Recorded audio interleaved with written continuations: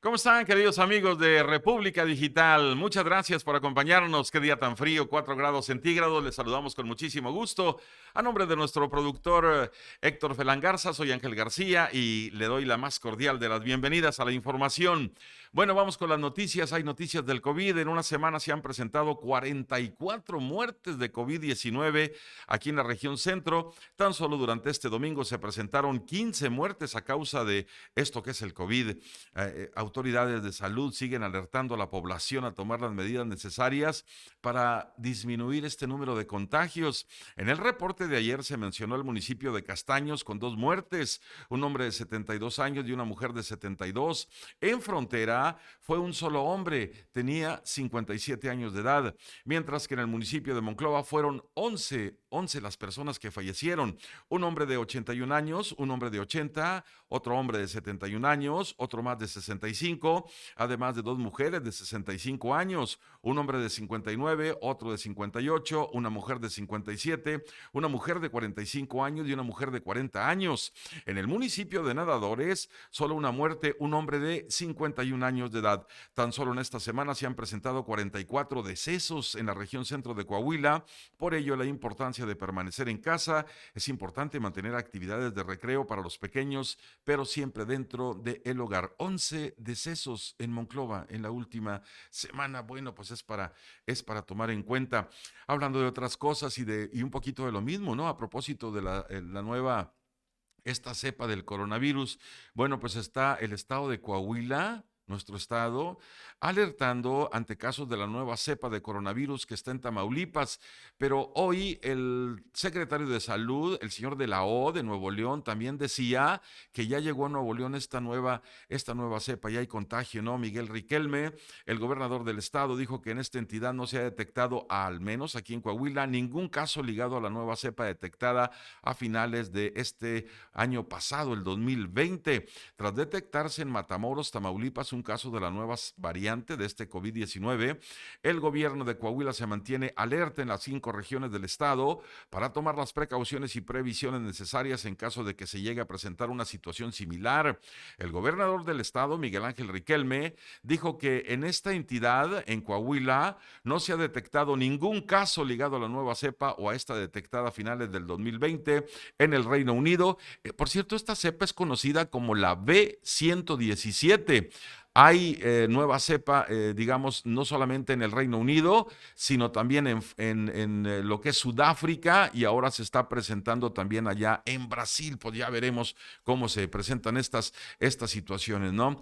Una mala noticia: falleció otro de los muy queridos maestros aquí de la región centro, además historiador, ¿no?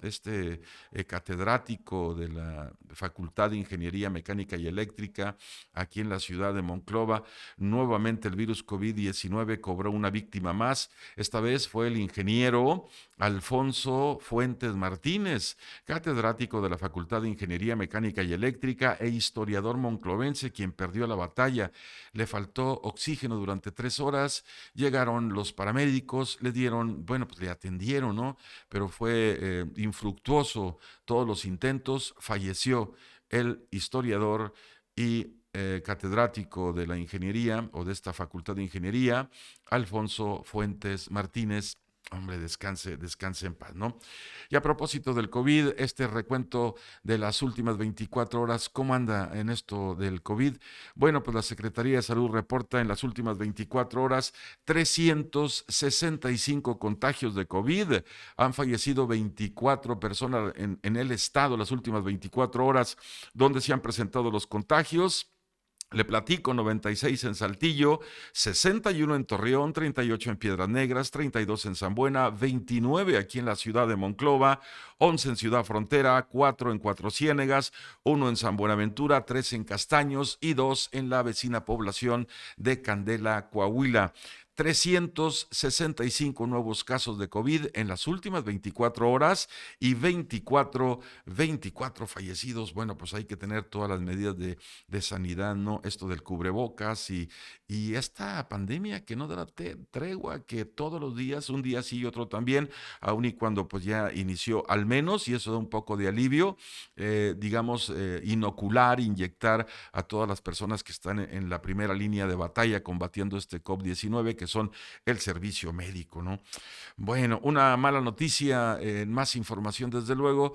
Esta mala noticia tiene que ver con la economía familiar. Subió el gas, se disparó el precio del gas doméstico de 9.85 hasta 12 pesos con 5 centavos, de 9.85 a 12.05 pesos. Y bueno, pues un panorama difícil se vislumbra en este primer trimestre del 2021 debido a los incrementos de algunos combustibles, los cuales generan también el aumento en los artículos de la canasta básica, dando con esto un duro golpe a la economía familiar. El precio del gas se ha disparado en los últimos días luego de que en pocos meses subió de 9.85 para costar el día de hoy 12 pesos con 5 centavos el litro. Esto se generó porque la mayor parte de este gas que se comercializa proviene del norte de los Estados Unidos, donde estas constantes ondas gélidas que se presentaron dificultaron el traslado del combustible, pues esto ha generado un incremento al costo en la mayor parte de los estados del norte del país. De 9.85, bueno, pues hoy está y encontramos el precio del gas hasta en 12.05 por litro. Hay más información aquí en República. Muchas gracias por acompañarnos. Oiga, 4 grados la temperatura, difícil, ¿no? Difícil el día, muy difícil desde luego para algunas gentes, ¿no? Hay que estar bien abrigado. Este es imágenes fuertes, nos llega este video allá desde la capital del estado, captan este video de un choque e incendio, ¿no? De un Jetta, lo arrastró este camión que ve usted en pantalla, algo así como 50 metros, bajaron al chofer del camión, que al parecer estaba bajo sustancias pues, tóxicas, y rescataron unas damas a los tripulantes de este Jetta que después se incendió de manera muy aparatosa, un choque e incendio con la participación de un camión de transporte de personal y un auto particular fue captado por un transeúnte en la entrada de la colonia Ampliación Morelos, esto ya en la capital del estado.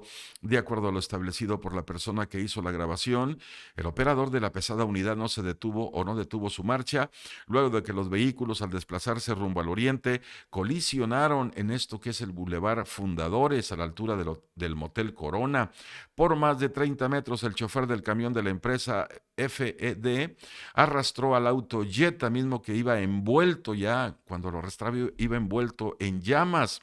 Es que la unidad Volkswagen se había atorado en la parte trasera del transporte de personal, mismo que detuvo su marcha en la lateral del Boulevard Fundadores y calle 17. Los testigos bajaron a golpes al chofer, el cual se encontraba presuntamente en estado de ebriedad y al que recriminaron su accionar, mientras que los ocupantes del Jetta fueron apoyados por los otros conductores y mujeres que se encontraban cerca del sitio para ponerlos a salvo. Qué imágenes allá, esto en la capital del estado. Bueno, hay más información aquí en República Digital. Muchas gracias por acompañarnos. Dice el señor Manuel Bartlett, el gerente o el director de la Comisión Federal de Electricidad, a propósito de los organismos autónomos, que a él, bueno, pues por ahí le corresponde uno, al menos absorbería uno, la Comisión Federal, que es el CRE, ¿no? Esta Comisión Reguladora de Energía. Y entonces, a pregunta expresa, dice que los organismos autónomos pues se pueden absorber. Y cuando dice que se pueden absorber, quiere decir que pueden desaparecer e ir a algunas de las dependencias, ¿no? Como es el caso del INAI, este Instituto Nacional de Acceso a la Información, que iría a la Secretaría de la Función Pública y que el gasto es enorme. Además, la poca transparencia, por cierto, que hay en estos organismos autónomos aquí en nuestro país, ¿no? Pero es autónomo el Banco de México, es autónomo el INE, el Instituto Nacional Electoral. Digo, después de estas elecciones amañadas y donde pues el gobierno era juez y parte, pues se crea el INE, ¿no? Y también el Banco de México es autónomo para dictar las reglas de la economía, que a él se debe esta estabilidad en la que vivimos los mexicanos, ¿no? Bueno, por lo pronto el director de la Comisión Federal de Electricidad, el señor Manuel Bartlett, consideró que todos los órganos autónomos pueden ser absorbidos por el gobierno federal y decía, es decir, el señor Bartlett, don Manuel, yo creo que se pueden absorber todos y lo ha explicado el presidente con toda claridad, expresó al término de una reunión del gabinete legal y ampliado con el mandatario Andrés Manuel López Obrador. Se fueron y mire, yo tengo tiempo en la política, fueron arrancando funciones fundamentales del Estado para luego hacerlas autónomas.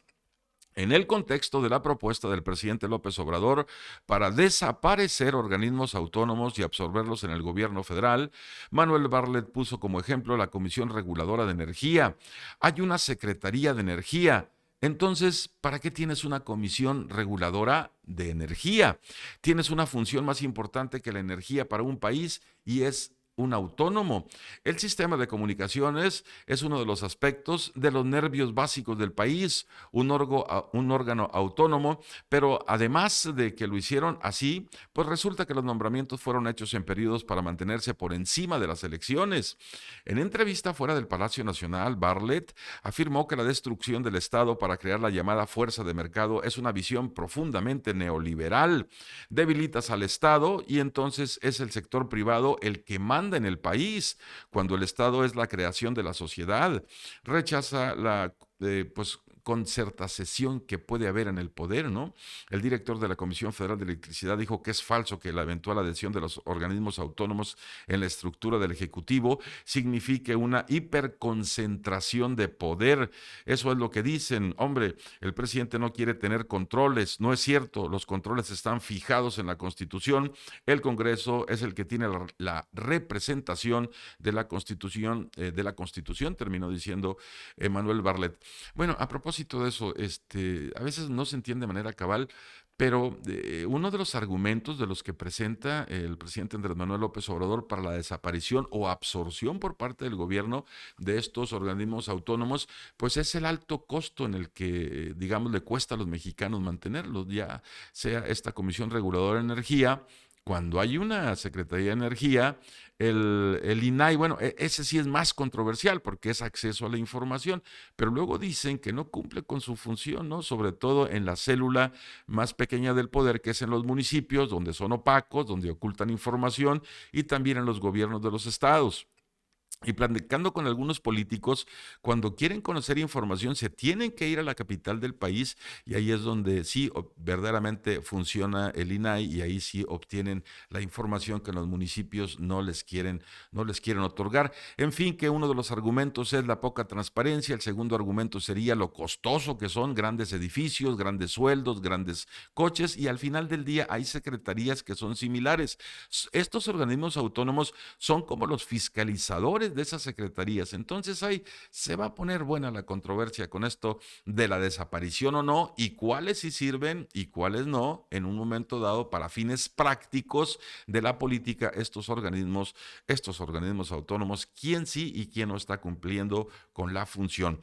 Bueno, hay más información, qué bueno que nos acompañan. La última semana de Trump en la Casa Blanca.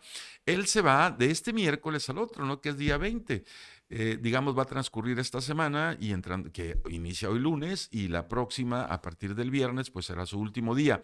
Ya ha dicho el presidente en funciones todavía, o saliente, el presidente Donald Trump, que no asistiría a la toma de posesión del presidente entrante, el demócrata Joe Biden, aunque su vicepresidente, pues este señor sí ya dijo que sí va a asistir, ¿no? Pero, ¿qué va a hacer el presidente Trump en lo que sería la última semana de actividades o de mandato ahí en la Casa Blanca? Bueno, pues planea algunos últimos movimientos, ¿no? El mandatario estadounidense también está preparando al menos una ronda de indultos. Va a intentar por última vez avanzar en el esfuerzo de su administración para también controlar pues lo que son las grandes compañías tecnológicas. No, está muy molesto porque le canceló de manera definitiva tanto las plataformas de Twitter como la plataforma de Facebook, bueno, pues ahí las cuentas de Donald Trump. Pero cuando le preguntaron a Zuckerberg, quien es el, digamos, dueño de Facebook, dijo, bueno, pero ¿por qué se las cancelas? Dijo, lo que pasa es que está incitando a la violencia, como lo hizo vía Twitter, sobre todo por donde se expresa y se manifiesta el presidente Donald Trump, hacer todo este tipo de aquelarre que se armó y la toma y el incendio y los muertos, hasta policía, allá precisamente en el Capitolio, ¿no? Cuando estaban con esto que tiene que ver con, digamos, darle ya el último punto de legalidad a Joe Biden, reconocerlo como el vencedor de las elecciones y el presidente de facto de los Estados Unidos, que por cierto entra en funciones el 20 de enero, ¿no? Bueno, pero ¿qué va a hacer Donald Trump? Pues ha sido expulsado de las redes sociales y ha sido abandonado por algunos de los miembros de su personal después de incitar un motín en el Capitolio de los Estados Unidos. El presidente Donald Trump y un círculo cada vez menor de asesores planean una última semana desafiante que tienen en este cargo, según personas familiarizadas con el asunto. El señor Trump, el presidente, planea agotar el reloj en sus 4 años en el cargo al destacar lo que cree que son sus mayores logros, incluido el muro que construyó en su administración en al menos parte de la frontera de Estados Unidos con México. Se espera también del presidente un último viaje a la frontera, particularmente a Álamo, Texas, cerca de la frontera, mañana martes, dice el portavoz de la Casa Blanca. El mandatario también está preparando al menos una ronda más de indultos y va a intentar por última vez avanzar en los esfuerzos de su administración para controlar las grandes tecnologías, dijeron dos personas, aunque no está claro pues qué es lo que puede hacer, ¿no? El presidente Donald Trump ya en su última semana. En resumen, en su último intento por rehabilitar el legado de Trump, después de que sus partidarios irrumpieron en el Capitolio el pasado miércoles, lo que resultó en 5 muertes, incluida la de un oficial de policía, precisamente ahí en el Capitolio.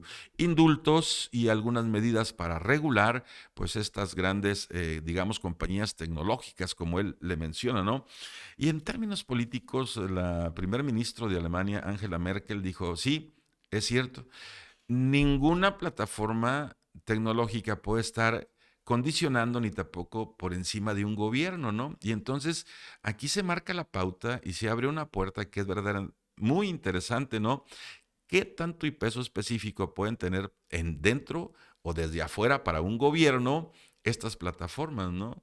Que aquí, por cierto, en México, el presidente Andrés Manuel López Obrador les dice las benditas redes sociales, que luego critica a su amigazo Donald Trump, critica al señor Zuckerberg de por qué le cancelas Twitter, ¿no? Y dice Zuckerberg, no, le cancelamos para que ya no incite a motines, porque este hombre, pues no se mide ahí cuando hace los Twitter, ¿no? Que es el presidente de Estados Unidos, precisamente el presidente Donald Trump. Pero sí, aquí la pregunta es, ¿qué tanto va a estar modificándose las reglas y el poder, que tiene muchísimo ya las redes sociales, entre las redes sociales y los gobiernos de los países, ¿no? Va a estar esa relación tensa, pero muy, muy interesante.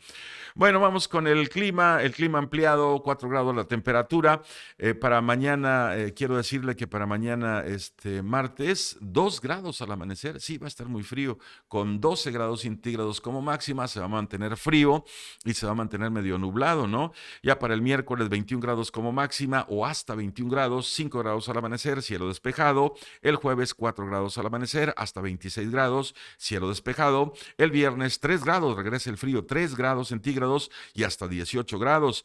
Lo que sería el sábado, 5 grados al amanecer, hasta 21 grados. El domingo, 6 grados hasta 19 grados y el próximo lunes 6 grados y hasta 23 grados.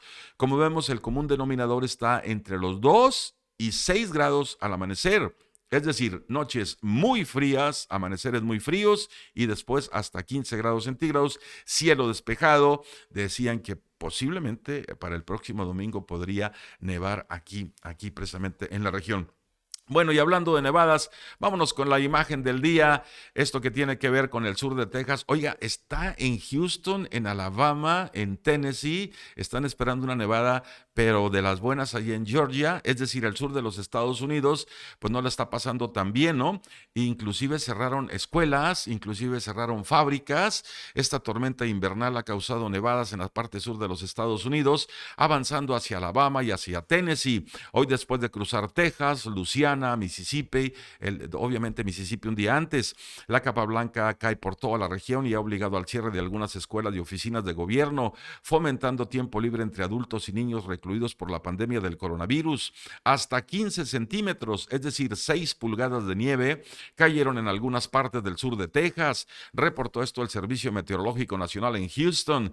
El domingo pasado por la noche, la nieve causó carreteras resbaladizas, causó apagones, pero algunas familias aprovecharon para disfrutar el clima en zonas como las ciudades de Austin y también lo que es el College Station, allá precisamente en el sur de los Estados Unidos. Imágenes de hoy e imágenes que pues nos dan mucho de entender por qué este frío que tenemos acá, digamos en la parte norte de la República Mexicana, porque aquí a 12 horas, a 10 horas de Houston, están con estas condiciones de nieve y de heladas que son sensacionales. Ya hay reportes de San Antonio, está llegando mucho frío en La Paz, bajará por Piedras Negras y seguramente pues por eso estaremos en los 2-3 grados centígrados al amanecer, aunque habrá cielo despejado y posible caliente un poquito el día, durante el día hasta los 15 grados centígrados.